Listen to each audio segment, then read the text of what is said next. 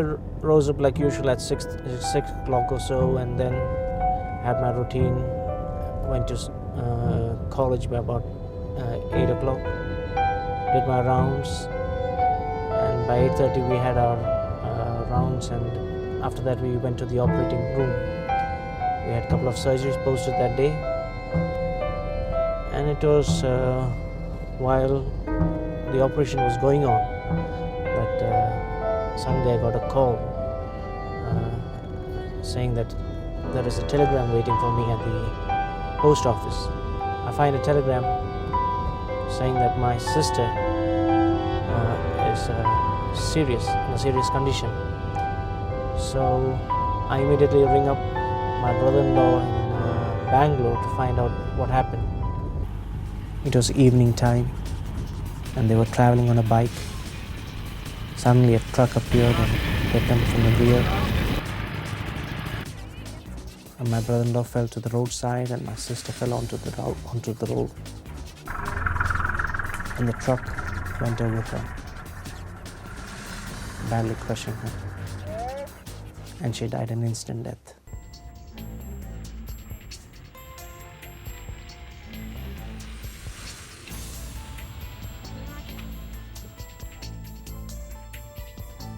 She was a very spiritual woman and loved God and loved things concerning God. And when suddenly I heard this news, I just couldn't believe my ears. And I couldn't believe that such a thing could happen to a child of God. My sister's body was still in the mortuary. They asked me to go to the hospital and identify her body. And I saw her. Her face was badly disfigured. And also, I had seen many dead bodies. As a student of anatomy, when we saw your own sister lying there in a battered condition, it was not something that I was prepared for. I started recollecting Psalm 91, a psalm which I always upheld, I always read, and one psalm which I always clung on to. And it talks about God's protection over our lives, how He'll keep His angels guard concerning us, and talks about protection of God's people who put their repose, their trust in God. And then I see my sister's body against that psalm, and I said, Lord, where is your promise? What happened to your promise? This is what you have promised. And my sister was your child. My sister loved you.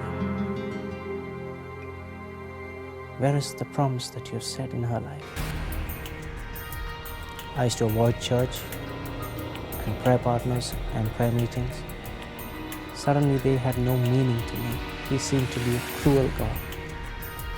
A God who doesn't care. Or if at all there is a God at all. And we were on a trip to Lucknow from our medical college along with our friends. And there in the upper compartment of the train, as I sat one day, and then suddenly I started singing within myself the song, Count your blessings, name them one by one. Count your blessings, see what God had done. I had not sung that song recently, but suddenly that song came out of nowhere in my heart. And I started counting God's blessings in my life. From a young child, I had experienced His goodness, His grace, His love, His provisions in my life. And He was something very special to me. And then I looked at how I abandoned my God with one incident which had happened in my life. I cried bitterly that day and asked God to forgive me. And I felt once again in my heart His forgiveness, His peace, His joy. And whenever I feel weak, I count His blessings. I count His goodness. And I count His grace. And after I had finished my orthopedics and returned to Delhi, I felt the Lord deeply convicting me that I should leave my full-time medical work and involved in the All India Prayer Fellowship. We had completed a campus project in Chandanhola in South Delhi suburbs, and there we have a hospital, a seminary, and a school now. And my sister had gone just a little while before us, and soon we all will follow. And that's where I also want to be one day, beside Jesus. I remember as a little child I was an introvert. I would have stage fright and I would have my knees knocking anytime I had to go onto the stage. I'm no longer afraid to stand up and sing or share God's goodness, for He put a new song in my heart, and I'll praise Him all the days of my life.